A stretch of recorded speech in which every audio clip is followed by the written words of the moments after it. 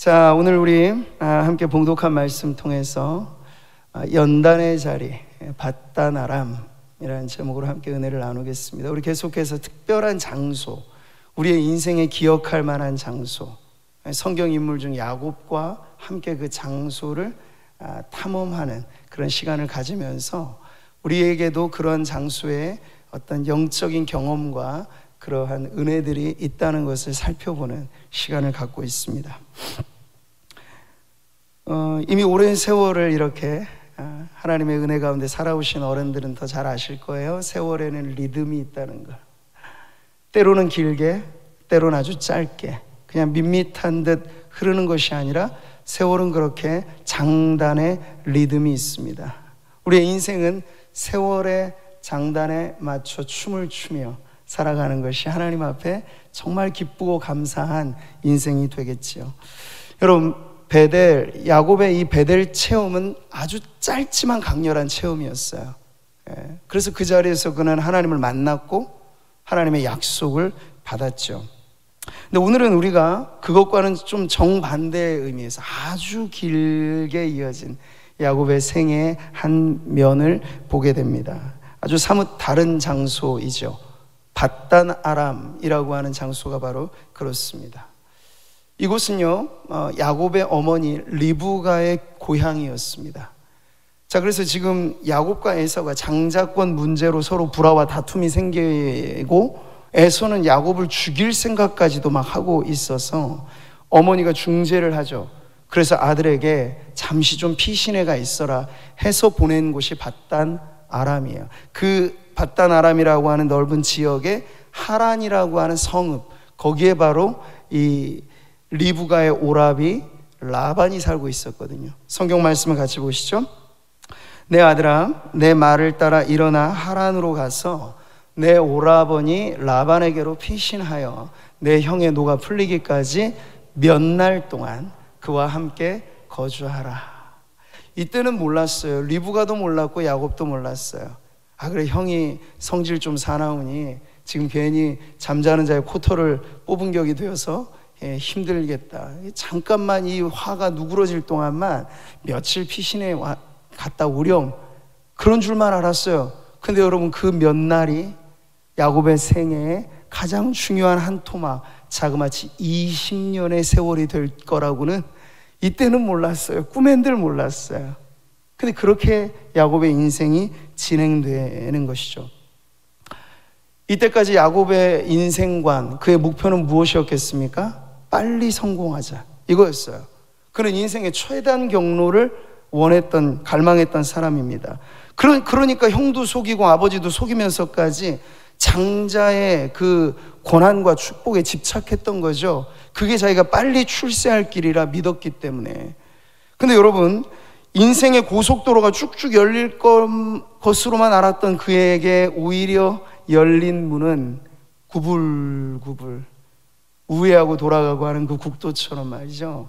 최단 경로가 아니라 최장 경로가 그 앞에 열리게 된 거예요. 부모의 권유로 서울에서 부산을 왕복할 만한, 그 당시에 교통수단이 어디 있었습니까? 그저 뚜벅뚜벅 걸어서 그 먼 길을 가는 길도 힘들었지만 이제부터 시작된 타향살이가 이렇게나 길 줄은 꿈에도 몰랐는데, 그 몰랐던 일이 야곱의 인생에 실제로 펼쳐지게 된 겁니다. 밧단 아람, 말하자면 모세가 40년 도주해서 피해 있었던 미디안 광야와 같이 야곱의 인생 가운데도 이 밧단 아람 20년의 세월은 인생 광야의 시절이었다 하는 것을 알게 되죠. 근데 여러분, 그 광야의 시절이 다름 아닌 야곱이 연단받는 그러한 장소가 되었던 거예요. 자, 오늘 우리는 두 가지로 야곱이 밧단 아람에서 어떤 연단을 받았는가를 살펴보는데요. 첫 번째는 바로 세월의 연단이죠. 자, 오늘 본문에서 보낸, 밧단 아람에서 보낸 그 긴 세월을 이제 정리하고 다시 고향 땅으로 돌아오는 여정을 지금 시작하면서 외삼촌과 이야기하는 그 장면입니다. 우리 41절을 다시 읽어보겠습니다. 내가 외삼촌의 집에 있는 이 20년 동안 외삼촌의 두 딸을 위하여 14년, 외삼촌의 양떼를 위하여 6년을 외삼촌에게 봉사하였거니와, 이렇게 되어 있어요. 딱 밝히죠. 20년, 애누리 없이 20년. 근데 물론 당시 그 족장들의 시대는 오늘날 우리가 기대 수명이, 평균 수명이 길어진 시대와 비교해도 엄청 길었죠. 아브라함은 175세, 그리고 이삭은 180세, 그리고 야곱만 해도 좀 줄어들었지만 147세를 살았어요. 자, 그렇게 보아도 사실은 이 20년이라는 세월은 결코 짧지만은 않은 세월입니다. 그렇기 때문에 훗날 야곱이 이제 출세한 요셉 총리가 돼서 그의 전 가족을 애굽으로 이주시킬 때 애굽 왕 바로를 만난 자리에서 자신의 지나온 인생을 이렇게 피력하잖아요. 내 나그네 길의 세월이 130년이니이다. 내 나이가 얼마 못 되니 우리 조상의 나그네 길의 연주에 미치지 못하나 험악한 세월을 보내었나이다. 이게 사실 주마등과 같이 스쳐 지나가는 야곱의 인생을 보여주는 표현이에요. 험한 세월 나그네길. 제가 몇 주 전에도 이 야곱의 나이를 한번 우리가 시점마다 생각해 보자고 했죠. 이걸 역산하는 방식으로 나와요. 계산을 해보면. 그러니까 지금 바로를 만난 시점에 나이가 몇 살이라고요? 한번 더하기 빼기니까 기억을 잘 해보세요. 몇 살이요? 벌써 까먹으셨어요. 130세. 130세죠? 자, 그러면 이때 퀴즈, 성경 퀴즈. 이때 요셉의 나이는 몇 살이었을까요? 빨리 한번 맞춰보세요. 이때 요셉의 나이는 몇 살이었을까요?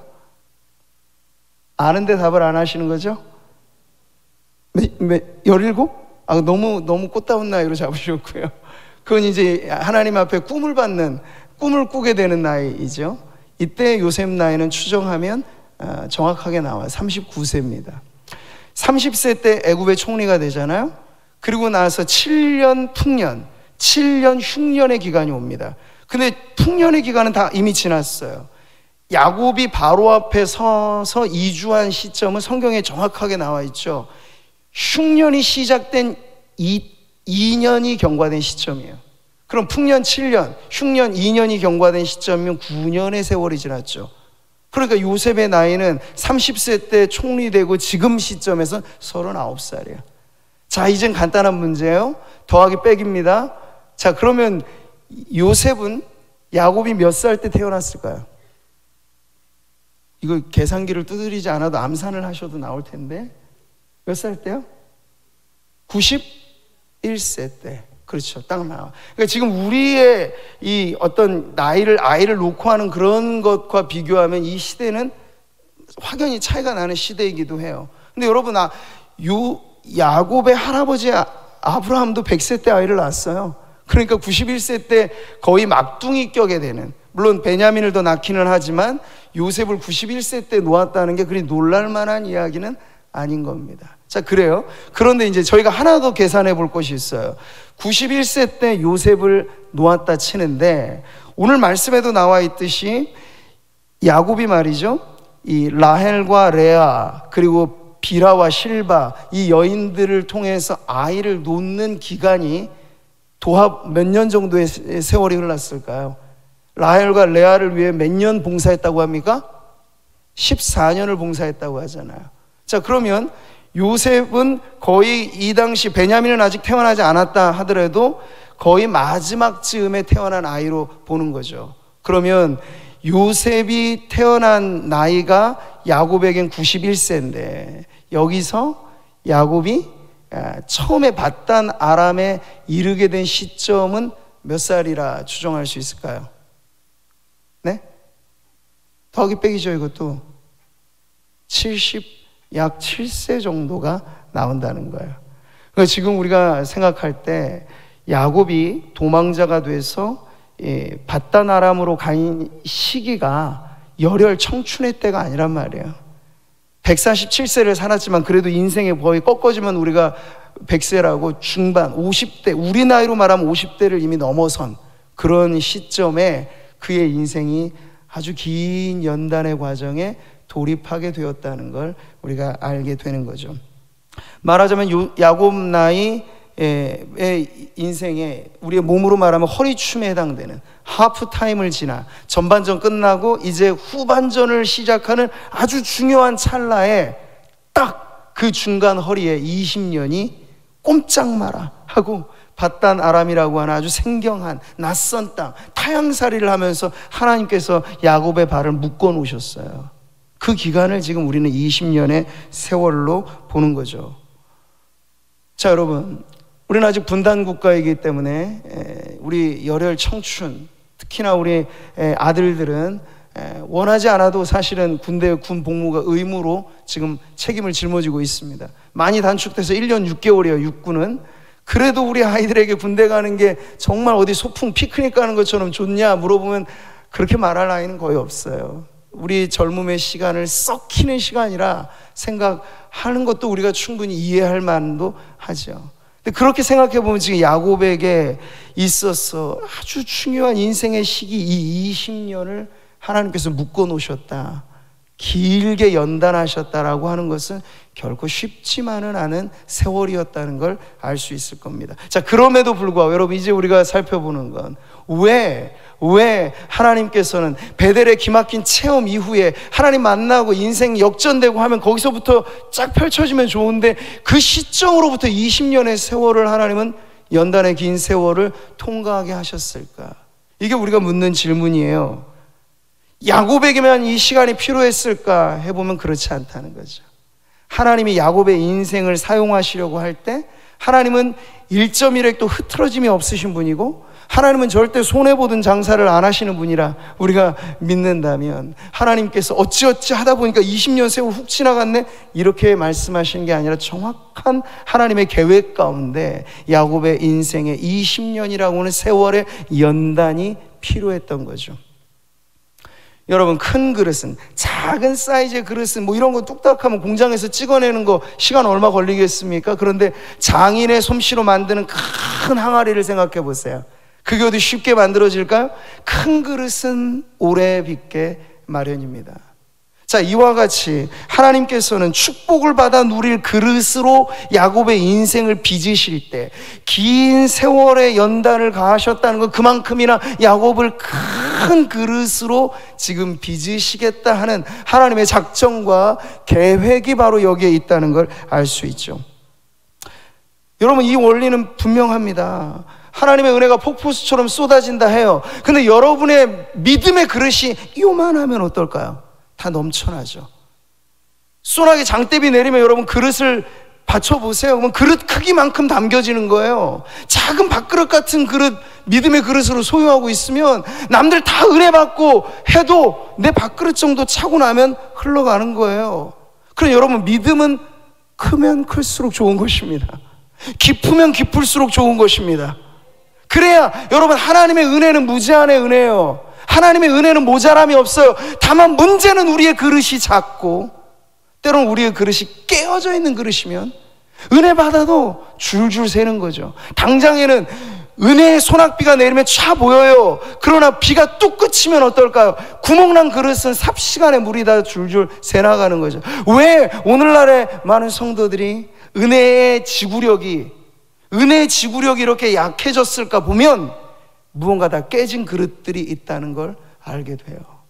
하나님께서는 손해보는 장사 안 하시고 하나님께서 베델에 충분한 약속을 주셨는데 이제 그 다음은 야곱이 그 약속, 축복을 받을 만한 그릇이 되어야 하였기에 하나님께서 세월의 연단을 통해 큰 믿음의 그릇으로 지금 야곱을 빚어가신다 하는 것이 우리가 이 감추어진 세월의 연단의 의미인 걸 알게 되는 거죠.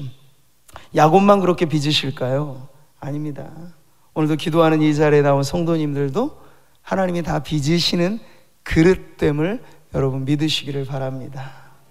항상 지실게 내 맘 바꾸사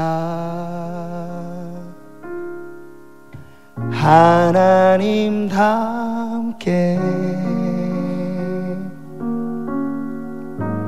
하여 주소서. 항상 지실게 항상 진실케 내 맘 바꾸사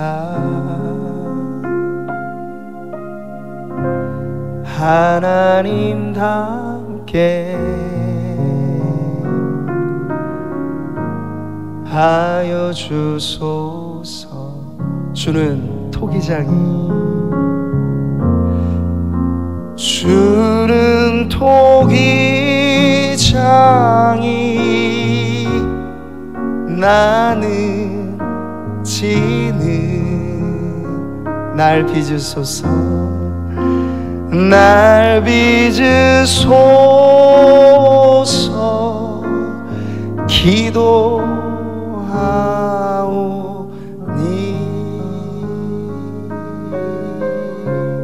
항상 진실케 내 마음의 그릇을 빚으시는 주님, 내 맘 바꾸사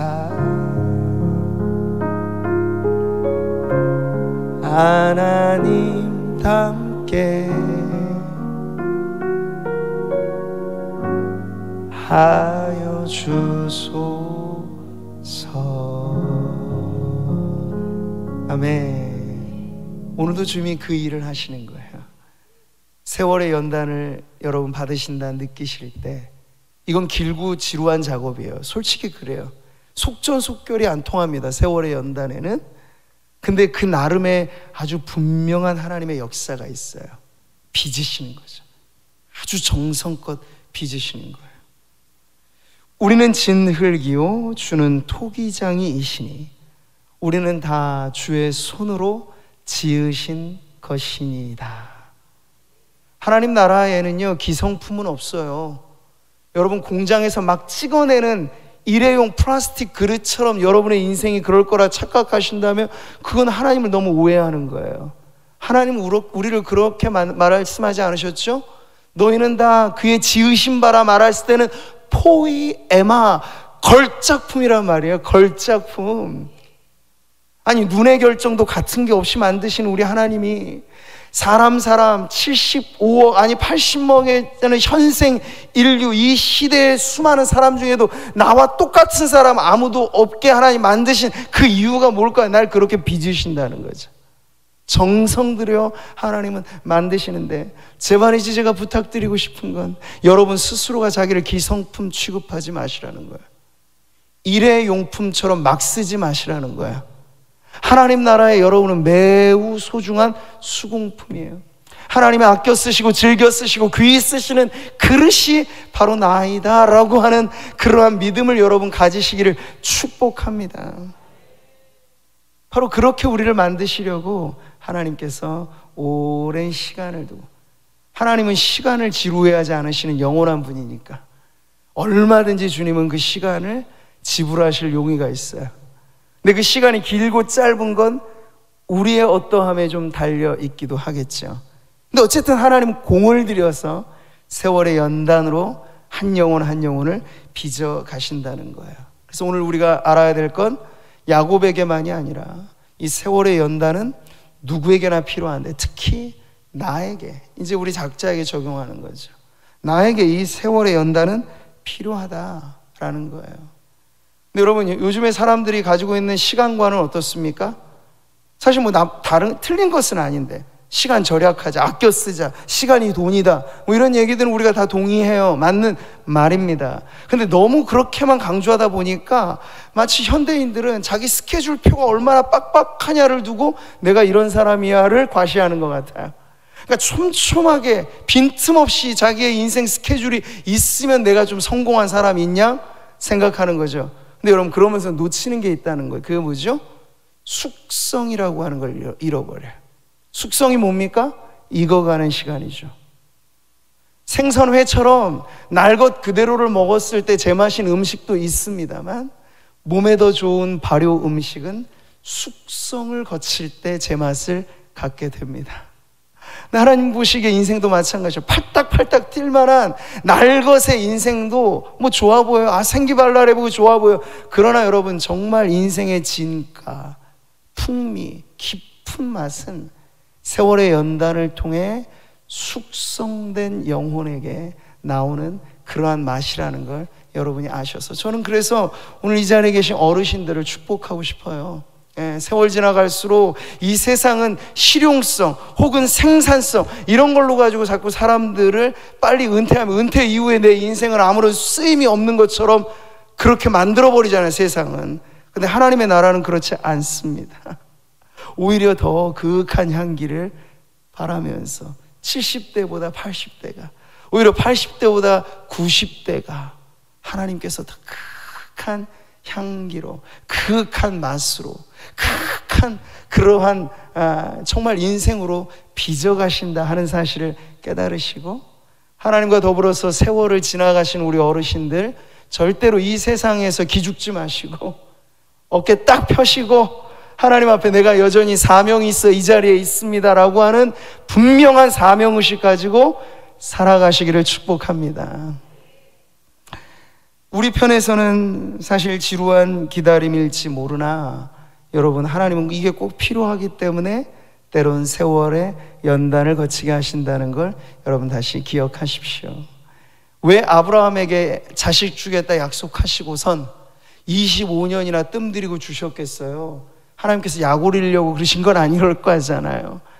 아브라함은 누굽니까? 믿음의 조상 될 사람이었어요. 말하자면 큰 그릇이 되어야 될 사람이었어요. 하나님의 능력이면 75세 때 주시려고 해도 못 주시겠습니까? 오히려 생물학적으로 생각하면 더 주실 수 있죠. 그때 주시는 게 더 맞아 보이죠. 근데 왜 다 남자의 기능 끝나고 여자의 살아도 다 죽은 여행과 같다라고 말하는 그때 주셨겠어요? 믿음의 그릇을 그만큼 깊이 있게 만드신 거죠.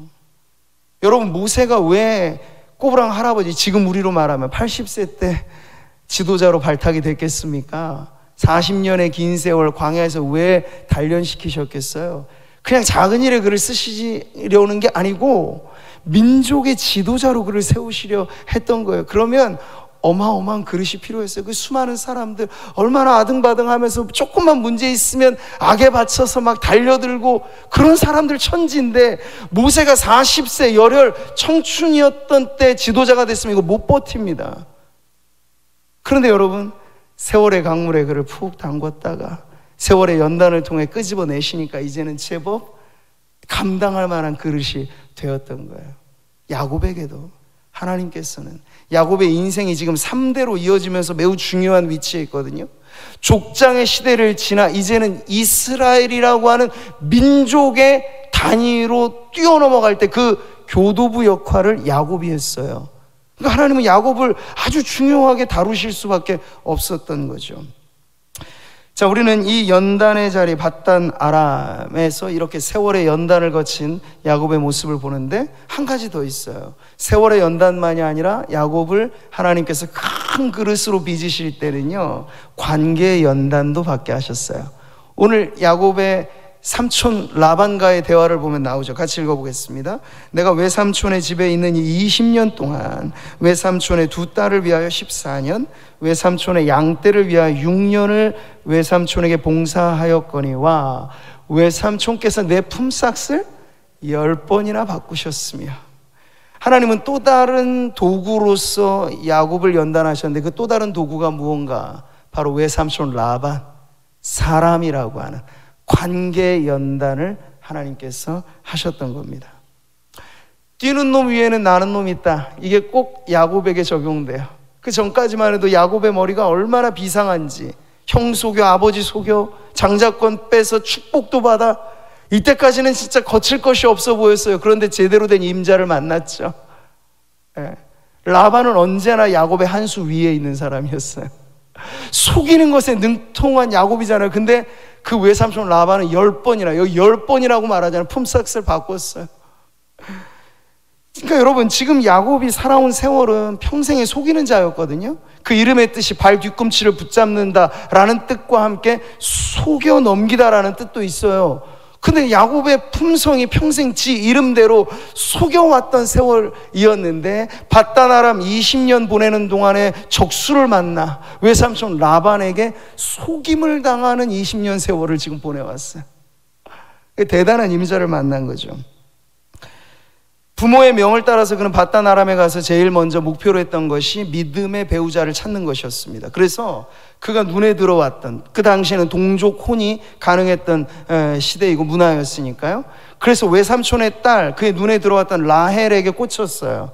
라헬을 너무 사랑했기 때문에 라헬을 위해서 지불하는 7년의 세월, 성경은 말합니다. 그를 사랑하는 까닭에 7년을 며칠같이 여겼더라. 눈 깜짝할 새 7년의 노동값으로 사실 라헬을 얻는 거였거든요. 계약 조건이 다른 건 없어요. 그러니까 7년 동안 죽어라 일하고 라헬을 아내로 얻는 조건으로 봉사했는데, 문제는 여기서도 라반이 한 수 위로 야곱을 속입니다.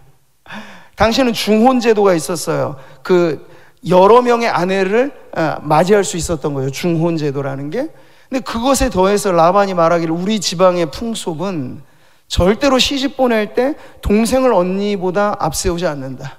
그래서 라헬은 동생이고 레아가 언니였는데, 이제 신혼의 단꿈을 꿀 첫날에 알고 보니 라헬인 줄 알았건만 레아가 자기 옆에 있는 거예요. 이게 뭔 일인가 깜짝 놀라 물으니까 라반이 속인 거죠. 우리 풍습은 이래, 어쩔 수 없다. 그래, 네 라헬을 원한다고 했지. 그러면 7년을 더 봉사해야 돼. 그 값비싼 이 야곱이라고 하는 노동력이, 우리가 성경을 읽어보면 야곱 덕분에 라반의 재산이 엄청 증식되거든요. 아주 충실한 일꾼이었습니다. 그걸 또 7년이나 무료로 사용하는 거예요. 14년은 꼬박 두 여인을 아내로 맞이하는데 지불한 세월이었어요. 그러니 얼마나 이 외삼촌 라반이 이 야곱을 속여오고 품삯을 속여오고 했는가를 알 수 있죠. 여러분, 그 과정에서 얼마나 야곱이 마음이 애가 탔겠습니까? 근데 그런 것만이 아닐 거예요. 아마 지나온 자신의 생애를 돌아보았겠죠. 내가 형을 속이고 아버지를 속이며, 그때는 쾌재를 부르면서 내 뜻대로 되는구나 해왔던 자신의 지난날의 과오를 돌아보지 않았겠습니까? 하나님이 이제 제대로 임자 만나게 하셨구나. 그래서 자신이 속아 넘어가는 그 쓴물을 들이키면서 아마 그는 자신의 지나온 날들을 돌아보는 시간을 가졌을 거예요. 불공정한 세상 앞에 무릎 꿇을 수밖에 없었던 야곱의 그 연약함 속에, 여러분, 그러나 하나님은 역사하셨습니다. 오늘 말씀을 다시 한번 보시면 여기에 야곱의 신앙의 고백이 나오는 거예요. 우리 아버지의 하나님, 아브라함의 하나님, 곧 이삭이 경외하는 이가 나와 함께 계시지 아니하셨더라면 외삼촌께서 이제 나를 빈손으로 돌려보내셨으리다마는, 이렇게 지금 말하고 있는데, 이 말이 결국 자기의 능력으로는 외삼촌을 이길 수 없다, 지금 인정하는 거예요. 내가 아무리 머리가 비상해도 외삼촌은 나보다 언제나 몇 수 위에 있는 사람, 속이는 데는 대단한 전략가이다, 이해를 인정을 하는 것이죠. 자, 외삼촌 라반이라고 하는 이 관계 연단만이 아닙니다. 여러분, 14년간 이제 생각해 보세요. 두 아내를 얻었어요. 두 아내뿐만 아니라 이 레아와 라헬에게 딸려있는 몸종, 여종 비라와 실바도 첩으로 얻었어요. 그 4명의 부인이 있는 남성이라 행복할까요? 여러분, 불행할까요? 빨리 대답해 보세요, 남성두님들. 불행합니다. 물론 우리가 그렇게 살아보진 않았지만 충분히 불행할 걸 예상해요. 한 명의 한 분의 어부인을 모시는 것도 쉽지 않은 일이건만, 이 야곱의 가정으로 말하면 여인천하거든요. 이제 그 이야기를 보면 아주 기가 막혀요. 오늘 밤에는 레아 언니가 끌어오고 다음 날에는 라헬이 끌어당기고, 이게 얼마나 사실 한 남편 한 가정으로 사실 채통과 모든 것이 다 무너져 버리는 그런 문제를 내 여인의 틈바구니 속에서 야곱은 고래 싸움에 새우등 터지듯이 그렇게 눈칫밥 먹어가면서 여인들의 등살에 못 이겨 이 세월을 사실 보내왔던 거죠. 그것도 연단이 이만저만 아니었을 거예요. 근데 여러분, 이런 세월을, 기구한 세월을 지나오는 듯 하지만 하나님은 일하셨어요. 어떻게 일하십니까? 이 경쟁적인 여인들의 다툼 속에 아이들이 태어나는데, 그 아이들이 그냥 아이들인가요? 아니요. 이제 야곱은 이스라엘로 계명할 것이고, 이스라엘은 그 민족의 이름이 됩니다. 그리고 그 민족의 지읒돌같이 되어지는 12지파가 다 야곱의 아들들의 이름이 된단 말이죠. 그러니까 출생의 과정은 야곱도 그랬고 야곱의 자식들도 그다지 거창해 보이진 않아. 그런데 하나님은 언제나 그렇듯 연약한 인간의 역사를 들어서 위대한 하나님의 역사로 바꾸시는데 선수세요. 그렇게 지금 14년 여인들의 등살, 관계 연단 이만저만 아니고 사회생활 할 때는 완전한 적수 라반이 버티고 있고 집에 들어오면 여인들이 버티고 있고 야곱이 여러분 정말 흰머리가 얼마나 많이 났을까? 아니면 벗겨지거나 둘 중 하나였을 거라고 저는 추측을 합니다. 그 세월이 아마 그랬을 거예요. 근데 하나님께서는 그러한 연단, 관계의 연단을 통해서 역사하셨죠. 그리고 야곱에게 비싼 수업료지만 이것을 통해서 가르쳐 주셨어요. 뭡니까? 이전까지 네 인생 네 힘 가지고 살아간다고 생각했던 그게 야곱의 인생관이잖아. 그래서 형도 속이고 아버지도 속이고 할 수 있으면 다 할 수 있다라는 그런 인생관이 바뀌어지게 되는 거죠. 사람 하나도 너 뜻대로 안 된다. 라반을 보면서 가르쳐 주시는 거예요. 여인 하나도 네가 사랑하는 라헬 하나 얻는 것도 네 뜻대로 잘 안 되는 게 세상이다 가르쳐 주시는 거예요. 그래, 사랑하는 여인을 얻으니 얼마나 그게 좋겠는가마는 여인들의 그 틈 사이로 갈등과 고뇌와 여러 가지 어려운 일들을 겪으면서 사람 문제가 세상에서 가장 큰 문제라는 걸 가르쳐 주시면서 하나님께서 결국 이 모든 관계 문제 해결은 너에게 있지 않고 나에게 있다. 하나님께서 이 관계 문제 해결자이시다라는 걸 딱 가르쳐 주신 거죠. 그러니까 이 결정적인 가르침을 받고 나중에 이제 철천지 원수가 되었던 에서를 만날 때 하나님은 한 번 더 이 부분을 확실하게 가르쳐 주신단 말이에요. 하나님이 내 고난과 내 손의 수고를 보시고 어젯밤에 외삼촌을 책망하셨나이다. 이 말이 뭡니까? 내 힘으로는 이길 적수가 아니에요, 라반은. 근데 하나님이 해결해 주셨어요. 라반의 꿈에 딱 나타나셔서 라반, 너 야곱에게 함부로 대하지 마. 엄청나게 하나님께서 라반에게 힘을 쓰신 거예요. 그 라반이 사실 자기 힘만 가지고는 죽일 수도 있어요. 야곱을 다시 붙들어다가 자기 집으로 데려가게 할 수도 있어요. 근데 하나님이 그 사이를 딱 막아서시고 중재자가 되시니까 제 아무리 라반이라 해도 하나님 앞에서는 벌벌 떨 수밖에 없잖아요. 그 마음을 가지고 요셉에게 재산도 내어주고 요셉이 얻었던 그 모든 것, 20년 세월 내가 잃어버렸다 생각한 그 모든 것들을 하나님이 되찾게 해 주셨다는 겁니다. 할렐루야. 야곱의 신앙 고백은 이거예요. 하나님이 내 고난과 내 손의 수고를 보셨습니다. 20년 세월 외로이 나 혼자 지질이 궁상 힘들다고만 생각했는데 아닌 거죠. 하나님이 보셨습니다.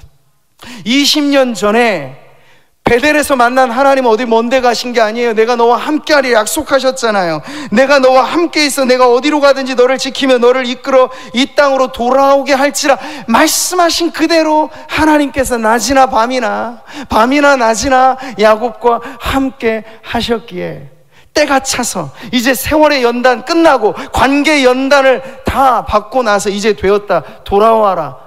베델로 돌아와라. 내 집으로 하나님께서 때를 주시자 맺혔던 관계도 풀어지고 잃어버렸던 재산도 되찾고 할렐루야. 때가 찬 하나님의 계획이 그 인생 가운데 이루어질 때 여러분 이 연단의 자리는 우리는 알게 될 것입니다. 이것이 곧 축복의 자리가 된다는 걸 말이죠. 연단이란 쉽지 않은 과정임에 틀림없습니다. 그러나 여러분 오늘 말씀을 통해서 기억하세요. 연단의 자리를 믿음으로 지키면 그 자리에서 우리는 주어지는 어떤 축복, 외부적인 축복보다 더 귀한 복을 맛보게 될 겁니다. 어떤 복이죠? 내가 변하는, 큰 그릇으로 빚어가시는, 정말 하나님께서 귀히 쓰시고 아껴 쓰시고 즐겨 쓰시는 그런 그릇으로 바꾸시는 내가 변하는 축복을 누리게 될 것입니다. 성경 말씀하죠. 도가니는 은을, 풀무는 금을 연단하거니와 그 다음 같이 읽어보세요. 여호와는 마음을 연단하시느니라. 할렐루야. 세월과 함께 오는 연단, 사람과 함께 오는 연단, 오늘 우리 성도님들 가운데 어떤 종류로든지 이 연단을 받고 계시리라 여겨집니다. 연단이 있다는 건 하나님 나를 쓰시겠다는 뜻이에요. 그래서 우리가 욥기도 수요일날 늘 보는데 욥기의 가장 백미의 고백이 거잖아. 단련하신 후에, 그가 나를 단련하신 후에 내가 순금같이 되어 나오리라. 연단의 세월을 여러분 지나고 계신다면 지금 순금이 되어지시는 거예요. 할렐루야. 연단에 지금 관계 속에 어려움이 있으시다는 건 여러분이 순금 같은 사람으로 만들어지신다는 거예요. 내 안에 지금까지 잔재했던 찢기와 같았던, 내 이기적인, 나만 알고 나의 작은 우물에 갇혀 있었던 이 모든 것들의 불순물을 제거하시면서 나로 하여금 우리 주님을 닮은, 예수님을 닮은 순금 같은 인생으로 주님이 빚어가시는 바로 이 세월, 바로 이 연단의 자리를 여러분이 믿음으로 지키시면서, 하나님은 다 뜻이 있고 하나님 다 때가 있습니다. 여러분 그때까지 하나님 의지하면서 어디 먼데 가시지 않고 지금도 나와 함께 하시면서 이 연단의 고난인 과정조차도 하나님이 나와 함께 하시는 주님, 우리도 주님의 손 붙잡고 여러분 이 연단의 자리를 믿음으로 승리하면서 변화의 축복을 누리시는 우리 성도님들 되시기를 주님의 이름으로 축복합니다.